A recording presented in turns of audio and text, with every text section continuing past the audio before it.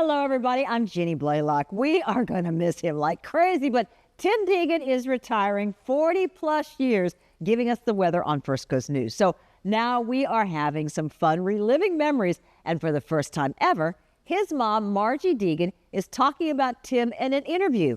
She told me all kinds of stories I have never heard before. This is our full interview.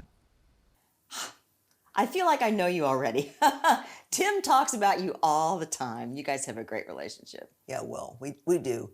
But I do feel like I know you, I guess, because like other people say, when you see somebody like almost nightly on TV, and then, between Tim, not that he's sharing a lot of things, but, talking about you, I do feel like I do feel like I know you. Kind of like one big family, really. Exactly. Yeah, that's how we all feel about each other. But as far as Tim, I'm curious, like how many nights a week do you watch Tim? Oh, probably 3. Oh, that's good. Have you ever called him and said, "Now, that didn't make sense to me," or whatever? I think maybe earlier when he was first on, but we didn't live here at the time, when he first was on. So, but I guess I was always after him about his hair. Oh, I know some of the bosses have been too. They used to make him get it cut short. Well, I tell you, not that we want to spend time talking about his hair, but I think he looks more handsome with this haircut. Ah, do you think that might just be your generation, maybe? Could be, well, because I Yeah. have a lot of my friends say, tell Tim to cut his hair. And do you tell him that? No, because I tell them, I've already had this battle years and years ago when they were like in high school and college. And you surrendered? I had to pick other battles. No, the more important That were ones. more important. I think he's enjoying having the longer hair Oh, now. I think he is too. And like now that he's going to retire, he can just let it grow. So how do you feel about his retiring? Well, I think if it's something he decides he wants, 42 years is a lot of years to have worked. And I think there's other things that he would enjoy doing. And, we never know how long we have to do that kind of thing. So I think it's good. I think if he feels it's time, it's his decision. But what are you going to do, though, when you turn on the TV and Tim's not standing by the weather map? I'm going to miss him. Well, that is going to be a shock. Yeah. As a matter of fact, I have several people in the building who say, Margie, could you just get him to come in for hurricanes? We would like that, too. He might do that. Well, I think, obviously, because he's going to miss it. Mm-hmm. He's going to miss the daily routine of it. I'm sure he won't miss the meetings or whatever, but as far as doing the weather, and because he truly wants to give a good report to help people. Well, it's gotten to the point where hurricane season is scary. Yeah. Those are big, bad storms. And I constantly am going to Tim in the newsroom and saying, well, what about this? If my family evacuates to wherever, is that going to be okay? And he'll guide us through. I really rely on that. Well, I know, like the other children, they call him if like Joe has a lot of friends in Tallahassee because he has a lot of work down there. And he's always calling during hurricanes and say, well, what about here? What about here? Because his friends are calling him. That's very good. Well, I think that we might have a kind of a surprise for you. Really? Yeah, I think so. It might be somebody you'd like to see. Should we go? Oh. Let's see if we can maybe get a little surprise. You might just know this person really Okay, well. all right. And you promised me you've got some stories about Tim. Do you call him Timmy still? When did that all stop? No. Did you used to call him Timmy? I used to. When he was little, little, like real little, I used to call him very good. Timmy, I don't think that he but still no. wants to be Timmy. No, but now I call him Tim. Yeah. I don't think. How'd you pick the name Tim? Just because Tim. Speaking of. Whoa. Hello, Mom. Hi, Tim. What a surprise. How are these TV people treating you? Well, I'll tell you what, I was really calm until they started setting up all this equipment. And I was like, oh. It's a really big That's funny because normally Paul's someone who would keep everybody very calm. That's a joke. That is a joke. Come on in, Tim. I'm going to put this on the, where should I put this? I think this will do good with the summer sun on your porch. That's I think pretty. so, definitely. So I'll put this over here. Yeah. What is that? It's a lantana. Lantana. I'm mainly doing it to match the other colors we have. Your Okay, colors look good. nice. All right. Thank you. Good to see you. Good to see you too. Yeah. Have a seat. You were just Are you about saying to. anything different from what all my stories that I've told them for the last 43 Well, we years? really haven't. We haven't really done the stories yet. We were just talking about what it was going to be like with not you being on TV. What a shock! What is it going to be like? I'll find out when I turn on the channel and you're not there. No, what's it going to be like for you? I might come over here and give you the forecast constantly because no one else is listening to me. Well, I'm sure there's a lot of people in this building who would love that. You could probably seriously come on over. Have a little hurricane discussion? Yeah. No, I'm serious. Yeah, they would probably love it. So what do you think about the clouds today? Well, depends. What are they? The same this side as the other side? A little bit different on this side. You remember that? When he was in kindergarten, he used to come in and give me a hug, and then he would walk out the back door, and then he'd come back in and we'd talk and he'd change his clothes and all that. And finally, about after 3 days, I said, "Tim, what are you doing?" He said, "I'm trying to see if the clouds were the same on either side of the house." And that sort of started getting us a hint of maybe where he might be going. And then his hero was Dr. Francis Davis, That's amazing. You remember his name. a meteorologist out of Philadelphia Channel. And that was his hero. And he would turn on the TV all the time just so he could watch him and see what he was doing. And typically, he would come on right about what time?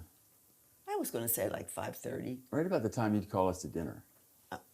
I remember that being a major conflict as I got older. Okay, I The don't remember. weather's just now coming on. I don't remember that. Tim, part. come to the table. I didn't remember that part. But but because he was interested like that, his father at work, they came across some kind of plastic folders that you could slip papers in and out, the secretaries. And so somehow Paul got a hold of some weather maps, and you slip the paper in, and then Tim would sit there laying on the floor doing these weather maps. That's right, with the grease pencils. And then I you forgot could, about and that. then you could erase it. That's right, You then I wiped could erase it. You That's could erase right. it. Totally Those forgot red about grease that. pencils that you could Yeah. you pull the little wrapper Exactly, around. exactly. And so what that is. starting then, I needed red for warm fronts, blue for cold fronts, and then black for L's, storms. Paul would have loved the storms I drew back when I was little. I don't know if you remember. I don't remember how I made the transition from, because I would remember even before the weather maps, I would get on the floor and I would start drawing clouds, and eventually those clouds would become a storm. And I'm wondering when I made the transition from that to actually doing the weather maps. Well, I think your father sort of saw you doing this, and then I think at work he saw these transparents that you could erase. Right? And he must have seen me look, because I do remember sitting down with Dad. You know, with me being the oldest, I'd get up early with him, it seems like. And I do remember him always reading the paper. And then eventually he would throw over page 2 to me. And of course, page 2 always had the national weather map. So I think somehow him doing that also helped me make that transition from just clouds to weather maps. Yeah. And I think because when you were watching the TV and they had that big weather map Yeah. on, Yeah. that once you got yours, yeah, it worked out really good. Then it was time for me to make my own forecast. Right. Right. And Miss Deegan, I'm just curious because I know you're a nurse. So how did Tim's asthma play into this whole thing? Well, obviously there were times when he had to be inside. And was that because of the allergies that might That was the accentuate allergies. the asthma? That was the allergies, and so that we got a window unit. It was the one. My bedroom was the one. This is Wilmington, Delaware. So my this is in the '60s. So my room was the one room that had the Air conditioner. air conditioner. Yeah. And so when he was having an asthma attack, he would stay in the room. Like how bad were his asthma attacks? Well, pretty bad. We never had to hospitalize him because I think I was a nurse and I just figured I could handle it. But they would be pretty bad. He would wake up in the middle of the night and not being able to breathe. Was he just like choking or gasping for air? He was or just gasping for air. Was he calling out to you, Mom, Mom? Well, then we would go in and we would try to calm him down. And the other boys in the room, the two other boys were sleeping in the room with him. And Mike remembers us coming in, and Mom, you had a routine. Tim, it's okay. It's okay. Aw. We're going to get you medicine. You're going to be all right. Just give us a. So then we would use it. What's your birthday? Where are you? Oh, yeah, right. I always wanted to make sure that he was aware of where he was. But they must have done a really calming thing because basically I grew up with that as a youngster. I never felt like I was that different from other kids. And I don't remember laying in bed being afraid of. It was just sort of part of the routine. But so you all did a good job of.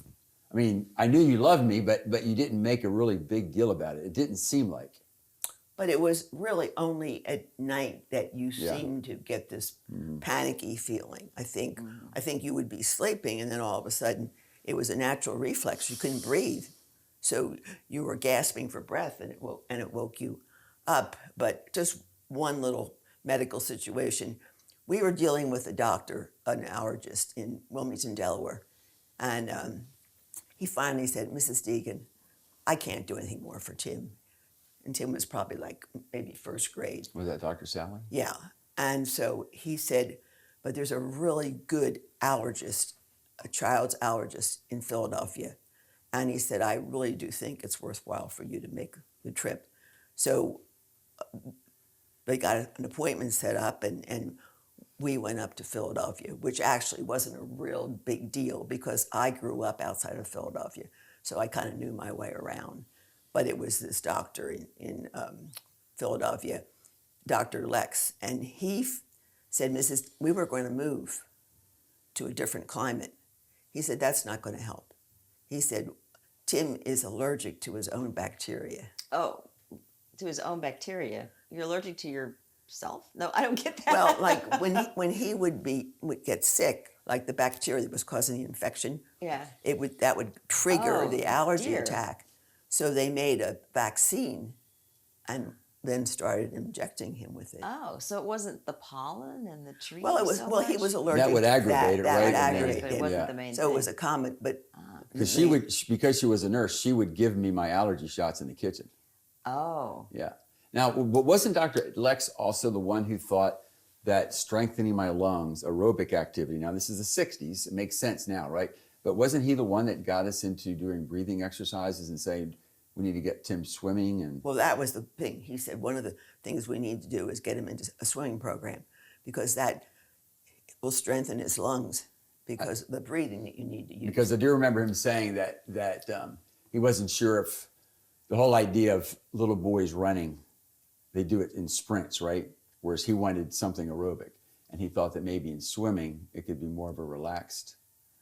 Right, but plus the fact that in swimming you need to use your lungs. Yeah, it's aerobic, Right, yeah. right. So we joined. My husband already belonged to the Y, so then we just got Tim involved in a swimming program, and then everybody else joined too. So how do you see this all fitting into his becoming a meteorologist? Well, I think because of the interest and the fact that he was pursuing it, and even, for instance, we went to a Catholic elementary school, and so the sisters sometimes would go find books in the library, and they would bring them to him and say, "Tim, you might be interested in this." So I think that was major. that was another thing, and it was Because you had to stay inside for recess? no, I no, think just no. that in other words, as I went from clouds to weather maps, it was obviously a different topic than what the regular kids were reading. And I think the fact that they directed me to, hey, there's even more to learn about that. But yeah, also because I'd spent a lot of time inside. Now, I think eventually, after we moved to Texas, the whole idea that I felt better in water breathing. I mean, I'm remembering the Zamaripa's backyard pool, and I would just swim in there forever, not for laps, just because I felt comfortable in it. And I personally wonder if that's an additional reason why I love surfing. Well, I think, but then of course, because we moved to Corpus Christi, and we were close to the water, they were in the water all the time, and so some of the older surfers, they would be, and Mike would be watching, and the older surfers would just kind of give them some tips, and also one opportunity was one of the older surfers, a neighbor, he was selling his surfboard, and so he said to the boys, "You want to buy it?" And so anyway, I guess it was like $85 or something. And I don't even know if it was that much. And Tim, oh, I remember that, it was. But it was half of my savings. But Tim was like, wow. And then Mike said, "Come on, Tim, come on, we'll buy it together, come on." So he was the one, his brother was the one that kind of forced him into saying, "Okay, I'll buy it." Dad was influential as well. Yeah, well, I think sometimes to his regret that he did that. Tim, what are you saving your money up for? And I always laugh is because when Tim was getting ready to go off to college, I said to him, "Okay, Tim, time to put your surfboard away and move on to other things." And of course, it's so ironic because he's still surfing. I remember the day he said that to me in the kitchen. "Tim, you're not going to be able to surf all your life." Yeah, so what'd you say? Well, at least in my head, I said, I'm going to try to prove wrong on that one.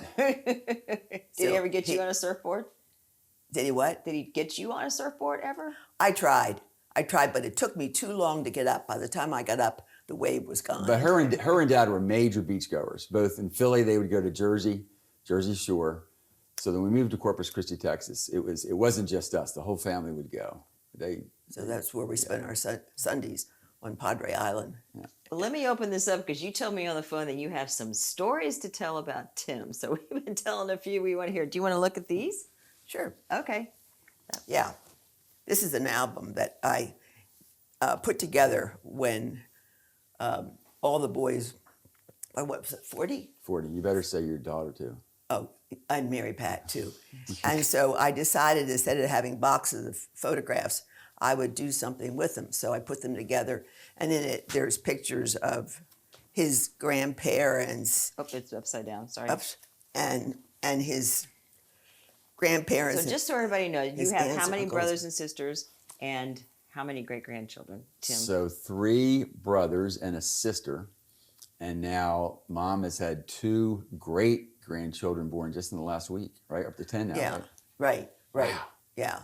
Now, Wow. the other ones are out in California or even in Minnesota. You So, are the proud matriarch of this family. well, sometimes we get together and I go, "Wow, what a crowd." And they say, "Well, you and Dad started the whole thing." I don't know. Tim, for all the stuff we were talking about, the weather and the asthma and her being a nurse in the middle of the night with you, like when you sit here and look at her right now, like what does she mean to you? What has she done for you? Well, I mean, this picture right here. So this is graduation night at Texas A&M, and it's the weather map, and it's framed. And I didn't know that they had saved this. This was one of his maps that he had done And years ago. I remember at that moment, even in college, it bringing back just everything they had done. And again, yes, getting a college degree and the fact that they influenced me to get a college degree was huge. But the fact that, there wasn't another meteorologist in the family, but the fact that that even when, and I was the first, so it wasn't like they had a model to go with. Just the fact that they knew enough, loved me enough,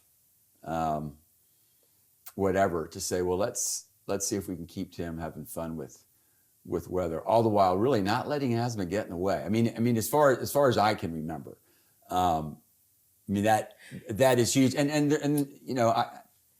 I took that to work. I have that to this day to remind me of that love that I have and that love that you guys continue to feed. It was amazing. Is amazing. And what was I going to say? Funny story about, well, Tim, because he was always looking at clouds, and he'd be walking along and he'd trip over the curb. So the kids used to make jokes about him because he had 2 left feet or something, because he was always I was looking hoping you wouldn't tell that story. at the sky. But I think we didn't. We loved him, but we didn't pamper him because we didn't want him to feel any different because he had asthma. You know, we could have dwarfed him. But I think also the fact that the doctor is encouraging all this activity, you know. So it's funny looking at some of these pictures, and I don't. What were you doing? There was a glass or something. I'm sure Dad and his friends were. I suspect they directed me to do something and then realized, okay, now what do I do? Because I have the glass stuck at the top of the. Yeah. What did Dad used to call me? Oh, fireplace. Well, that's another whole story. I remember Ding-a-ling. Go ahead and tell the fireplace story. Well, Because again, I was the oldest. we were up visiting his parents in Pittsburgh, and Paul had said something, and Tim turned around and they went, "Look how alert he is. He recognizes his name." And Paul said, "If I called fireplace, he'd turn around." He did. So you didn't tell the other one, Tim? The Ding-a-ling? Yeah, we're curious. I don't think he was so much trying to rip me as much as he knew that I looked at things in a different way. Don't you think sort of that's where that came from? I mean, in other words, and I'm not saying I'm not a goofy person. I am, but I was. Don't you think he was saying I just sort of looked at things differently than even the brothers and sister?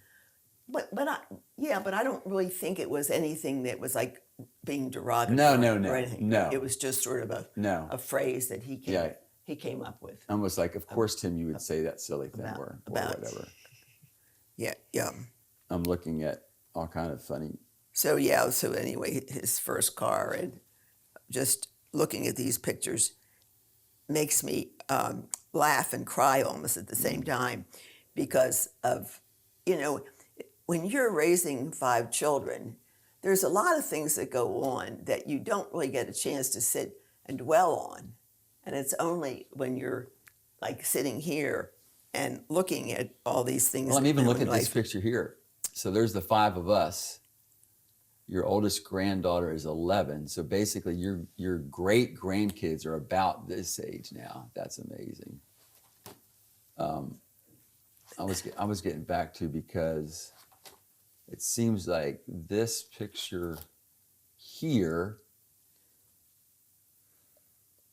is about when I started drawing clouds, probably, right? And by here, I'm doing weather maps. Right. Wouldn't you say? Right. But one of the interesting things is when his brother, Mike, who's second in line, was like graduating from high school. And he came to me one time and he said, "I don't know what I'm going to do." And I said, "What do you mean?" He said, "Well, Tim knew he was going to be a weatherman. I don't know what I want to do."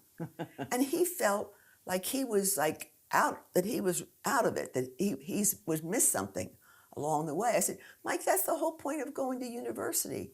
You find out all different plans." You scared your little brother. Yeah. I remember having a roommate in college too, and in fact, he ended up getting a business degree, and it completely changed his career simply because he remembered, or just got that whole idea of maybe I should be doing something I enjoy versus necessarily the degree the world thinks I should. Doesn't necessarily mean that you enjoyed every class that you had. Now, tell me if I get this right. It was a differential equation. Differential I got that equations. right. You didn't like that, did you? Gives me chill. It took me 3 times to pass it.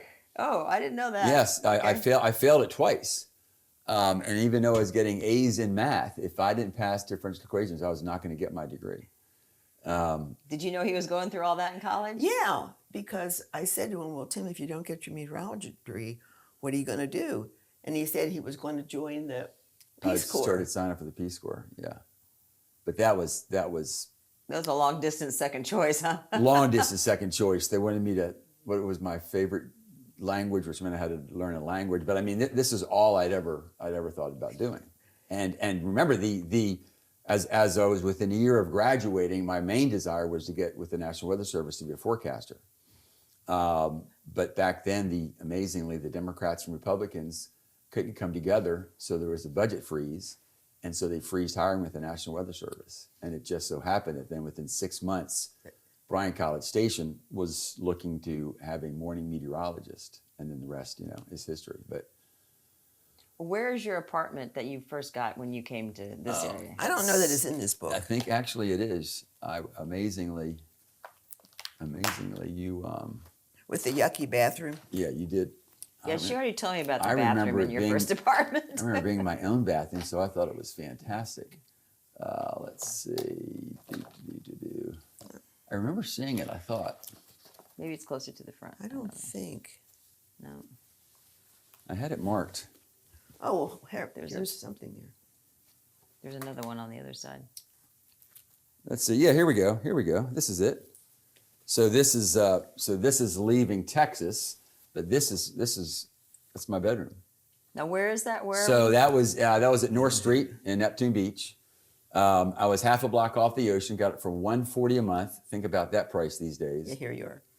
And here I am. And then here's my kitchen.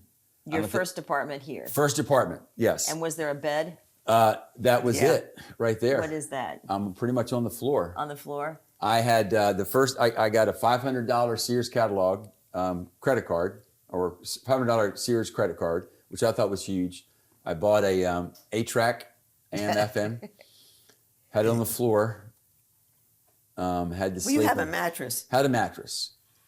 But I was stoked. It really wasn't until, notice there's drapes here. It wasn't until Flo Sykes, we had a speech coach back in the 80s. And she sort of took me under her wing, adopted me almost like an aunt. And she came over once, and I had no furniture and no drapes. I had surf posters over the windows. I didn't think there was one problem with that at all. Tim, we got to get you some furniture and some drapes. Well, there's a surfboard there. So I had my surfboard. I had a place to sleep, and I had music. So as far as I was concerned, as a single guy, 22-year-old, Yeah, it was all you needed. I was set. That's cool. So, Miss Deegan, do you know the story about the speech coach? Because of the Del Mar accident. The Delmarva accident. That's right, exactly. In fact, what I think is interesting that some people in our area might still remember is that a game that she liked to play, that is the speech coach, was to try to figure out where I was from originally as a kid. And she figured out northern Delaware. Now, as it turns out, she had done a lot of stuff with Deborah Gianolis, who was also from Wilmington, Delaware. Oh, okay. So she needed to change what about you to be on TV? She thought, I think the main thing really was, I think she had a nicer word for it, but she felt like I slurred a lot. Yeah. And had sort of a lazy mouth. Or soft endings or something. Yeah. And so therefore, and in fact, this is the apartment complex where by myself, I would start doing the around the rough and rugged rock, the ragged rascal ran, or amidst the mists and coldest frost with stoutest wrists and loudest boasts, he thrusts his fists against the post and still insists. Tim, if I had a nickel for every time I've heard about the rough and ragged rascal ran, I would have a mansion. Have you heard him do that one? Definitely became my mic check. He still does it. Do you? Yeah. Yeah. Yeah, that became Have you heard him do it completely? Instead of 1, 2, 3. I don't think so. No. But Well, give us the rough again. Around the rough and rugged rock, the ragged rascal ran. And eventually, if producers or directors were listening to me, I was basically saying what I did that day, because I would sometimes take turns between running or surfing, where I'd say, around the rough and rugged rock, the ragged rascal surf today. Or And we all know that when he was surfing, he had a code word for that on the air. He was doing research. Oh, I didn't know that. I didn't know that. See, always thinking about work. always trying to be a yourself. better employee. Yes. Well, when we were coming to Corpus Christi, Tim was extremely upset because he had known, after he was so into the weather, that Penn State had a meteorology department. And he was upset. He started crying. Aw. And I said, Tim, you can come back to Penn State. We'll send you back there for university. Then we went to Texas and found out that A&M had a meteorology school. I know your faith is important to you, and I know it's important to you. Yeah. So what has she told you over the years that like really sticks with you? You know, it's been way more the action. Way more the action. I mean, she taught me prayers. In fact, I remember I remember saying the Hail Mary when I couldn't sing, when I couldn't breathe. Okay. And I'm sure that's not that she said, Tim, why don't you say the Hail Mary when you can't breathe? I probably heard her doing the rosary and praying. And I can remember, I don't remember how old, maybe by 7 or 8, and I wouldn't say it out loud. But as I was trying to get myself to relax, I would just say the Hail Mary over and over and over again. And even then, it wasn't so much, please cause this to end, although of course I would have liked for it to. It was more through her actions. She had taught me that it was a good way to get myself from thinking about me and just, in another direction. I mean, there's other things she did like that. Like I remember, what? No, I was just saying because faith was very extremely important to me, and Yep. that's why we sent you to Catholic school, and I mean I believed it. So one of the things that I would do when I was in a stressful situation, I would always call on God and Jesus to help me, and I believed that they would, no matter what it was, whether it was the fact that I put too much salt in the stew. I mean, I did. I just called on God all the time. And Dad was the same way. I can remember occasionally. I think Dad would take me. He would drive his car someplace and wax it in the shade, way away from the house. And I think he did that to both help you because of all the other little kids around the house, and maybe for him to get a break from all the little kids. But I remember specifically, he had waxed the car, so we're in the shade, couldn't find the keys. And he started praying to Saint Anne de Beaupré, right? Yes. He would pray to specific saints just even to find a kid. I mean, just like that. That's what you did. And so whether it was that, whether it was going to church, there was no part of that was from them. That was, we're just doing this for show or because that's what you're supposed to do. I mean, it was prayer and religious life. And living how we should live was an authentic place to be. That is for sure. And as life went on, that became even more significant to me. I mean, even something as little as, it's not a big deal now because everybody has it on Facebook. But I can remember when I was going through a particularly tough time, and Mom knew that I was kind of alone by myself for a while. She gave me this book of basically anybody who was a friend or a family member significant to me, with their name, their address, and most significantly, their birthday. I was the one who was in a tough place, but having that book and people's addresses and a place to then focus on other people, and that was, you know what I mean? That was a huge action kind of, in fact, I still have that. Remember that little light white book? You can barely read some of the numbers now. Is that why you did it? To get him to think about other people and not himself, or? I think so, and I thought that sometimes when you need some help, sometimes talking things over with other people can bring the story into a different light, and you find other solutions, And again, like thinking about others rather than just, because we can all go, poor me, poor me. We all have times that we feel that way. So let's just imagine for a second that this is Tim's retirement party, and you've been called on now to say something directly to him on how proud you are of him. Like if you're looking at him, what would you say? And if you're not proud of me, that's fine. Well, I am proud of him. I think he had a dream, and he pursued it. Unfortunately, he was able to follow it, and I think he's tries to be a good person.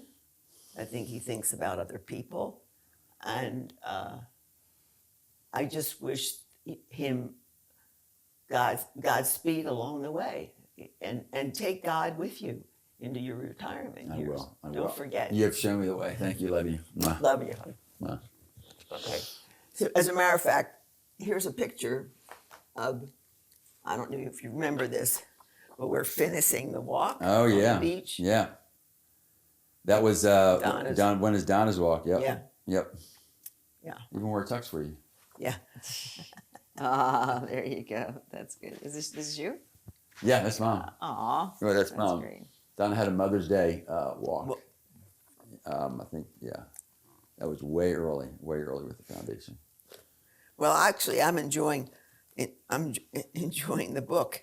I forgot about these pictures of Got a lot of good stuff. Yeah. of your apartment. I better go. Okay. Thanks. Love you. All right, you too. Mwah. Yeah. All right. Okay, gang. All right. Here we go. Cut keep my hair. talking Did to you your hear mom. that? We never did- She brought we that up never before talked you about walked. the hair. No, she did. She already she brought would it love up. for me to cut my hair. She already brought it You up. would you're handsome and you're hiding it. I'm hiding it. There you go. Is that what you always heard? Not always that I was handsome. That you're hiding. But that I should cut my hair. But she said she's given up on that and she's Yeah. chosen different fights now. Yes. Dad was even bigger one. Oh yeah. Of course, back then, long hair, was not in at all. So we'll talk some more. Okay. Now that Tim has given you, it's so cool to see how close you guys still are.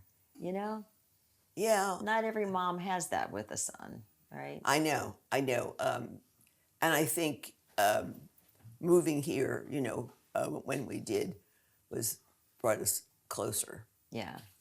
I remember, I've lost my dad, and I remember when Tim's dad passed away. It's hard on us, and it's hard on you too. How many years were you all married? We were almost 60 Yeah. when he died. Yeah. You know. And how long ago was that? 8 years. 8 years ago. It's Yeah. amazing that it's been that Yeah. been that long. Well, while we're talking about hard stuff, and then we'll go to something silly, but you mentioned that Tim's been very open about the rough times that he went through.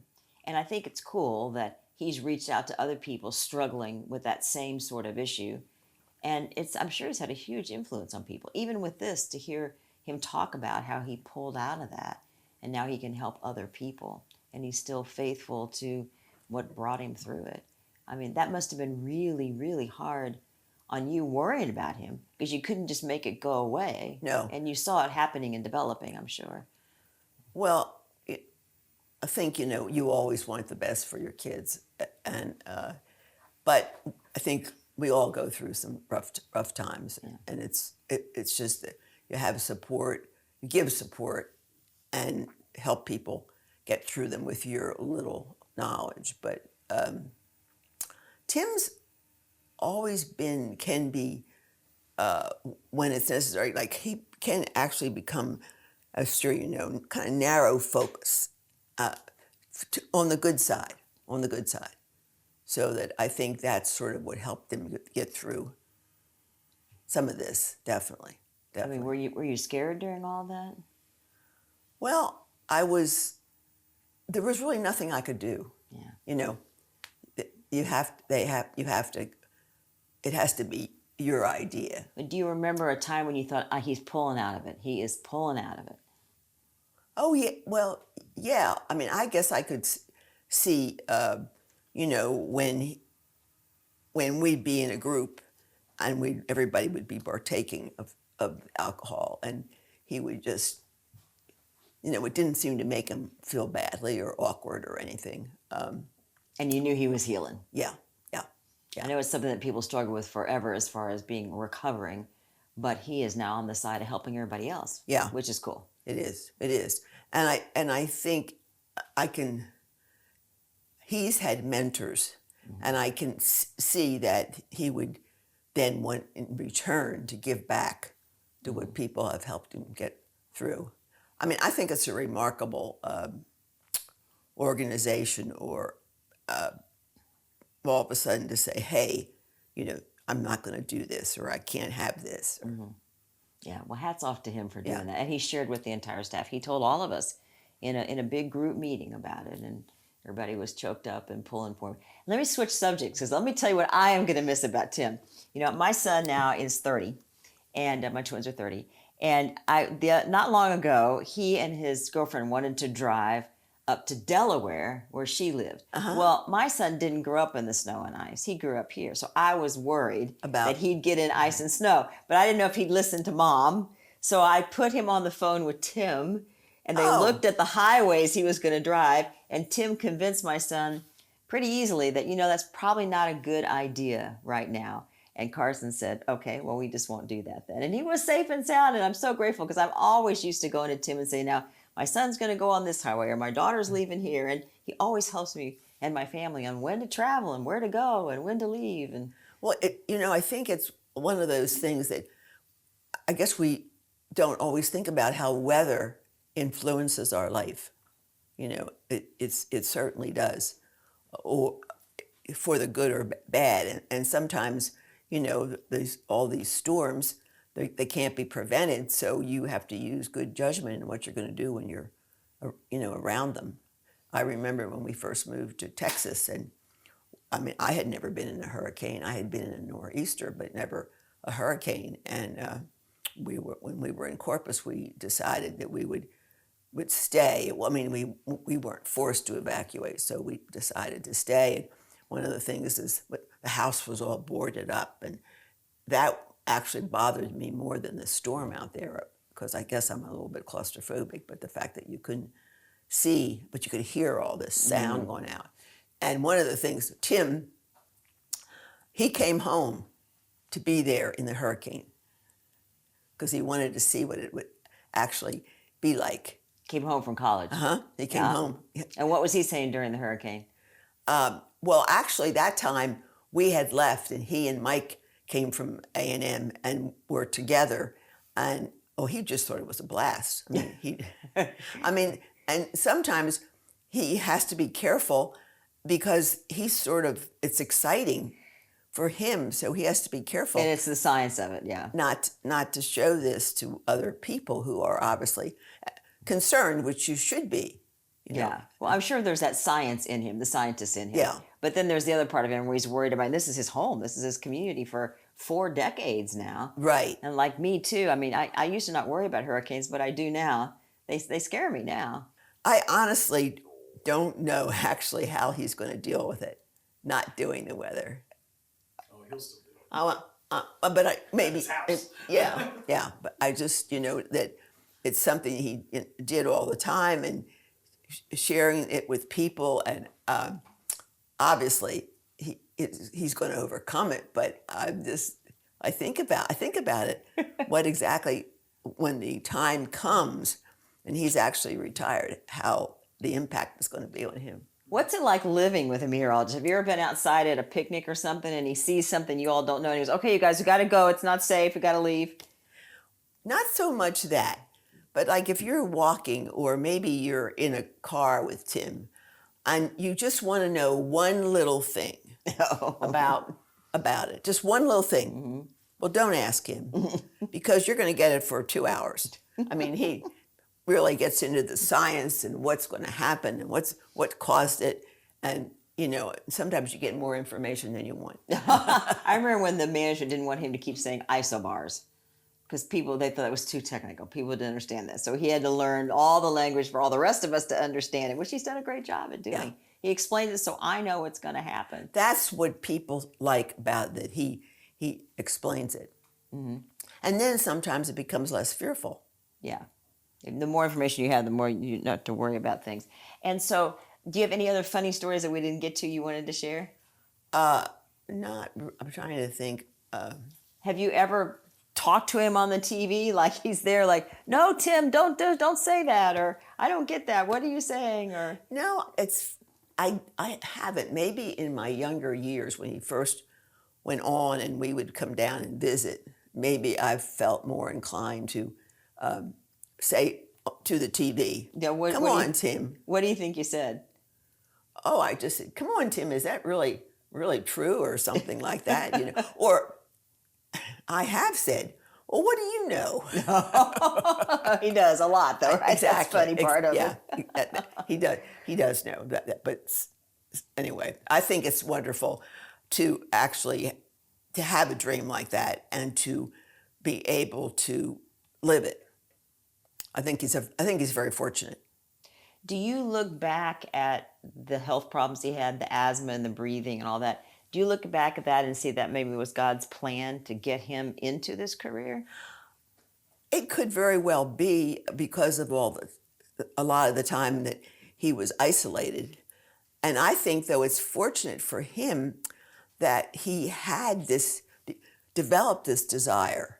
And that's when he would get involved with it more, like read books and that kind of thing. So I think it was kind of a combination. But I think God's had a plan. Have you ever seen the book that he writes everything down in at the His station? journal? Yeah, all the numbers, the math, it's all right there, page after page after page of calculations. He carries that with him every day. Well, I don't know that I've seen it recently. Yeah. It's still there. He'll flip through it, put his glasses on now and flip through the pages and write it all down and calculate. I mean, he does the computer too, of course, like everybody else, but there's still that paper. Hands-on paper Hands-on kind of paper thing. like he grew Yeah. up with. Yeah, Yeah. that's awesome. Very cool. Was there anything else you wanted to tell us? I don't think so. Anything else you want to tell all the viewers who are going, no, Tim Deegan is going to retire. We're going to miss him. Well, I think he's been fortunate that people in the community are saying those kind of things. I think it shows that he did a good job. But one thing I remember when he was first working for the channel, and we were at the beach one time, and with a family gathering, and people were coming up after they realized who it was, and they would start talking to him. And after a while, I was like a little, aggravated because, we had come in from wherever we were living at the time, and this was sort of precious time for us. And I said something to Tim, and he said, Mom, he said, these are the people, because of their interest, they kind of pay my salary. And he said, plus the fact he just liked sharing anyway. He's a people person. He always has been. I still see Tim running the marathon in his pink tutu. I think that's great. I think it really did inspire other men to buy into the fact that tough men do wear pink. Yeah. And it used to be a thing that men didn't really get involved with this very much. It was kind of a woman thing. It was embarrassing to talk about or awkward or whatever, and they didn't do it. But I think Tim opened up that whole thing for women and men to be together and fight this together. Yeah, I think so. Or as Donna likes to say, to finish breast cancer. Yeah, Tim has nicely told me, Jeannie, she doesn't really like to say fight it. She wants to finish it. Yeah. So what's it like being like the mother-in-law of the mayor? God bless her. God bless. That's all I can say. It certainly is beyond my imagination that somebody wants to do that. I know, obviously it's good that people do want to do that because we need, obviously, people in those positions. And so I wish Donna the best and that she can keep, everything on an even keel.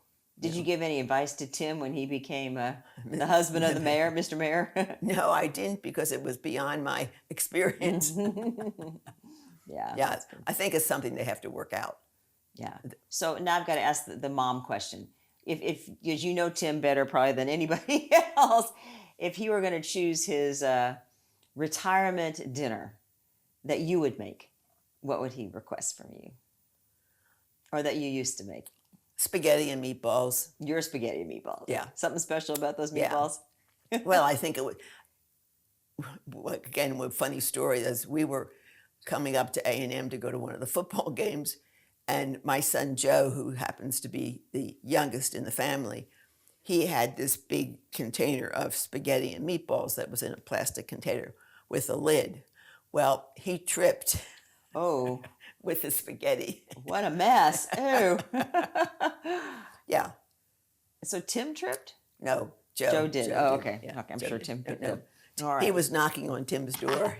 One final piece of advice for your son as he readies to retire. What would you say to him? Enjoy it. Learn from it. Again, like I said, take God with you in your journey. Yeah. I'm blessed to have 5 children plus their spouses and kids, grandkids. And 10 great-grandchildren? Yeah. Wow. Yeah. And Tim. Right. And of course, I have no control over that. That's great. Thank you. Do you think you look like Tim or Tim looks like you? Well, everybody says that we look alike. I see it. Oh. I'm seeing it in the eyes, right? Yeah, I mean, no, I mean, everybody, I mean, people here who I've just met after, and they've met, then meet me. Of course, they've seen Tim on TV. They, wow, you really look alike. There's a lot of similarity. I think that's neat. Do you think so? Oh, yeah. How do you and Tim look alike? Well, I think, like you say, the eyes. I don't see it like other people, but, they'll say, Margie, take a look at yourself. You look like Tim Deegan. Well, that's because he's your son.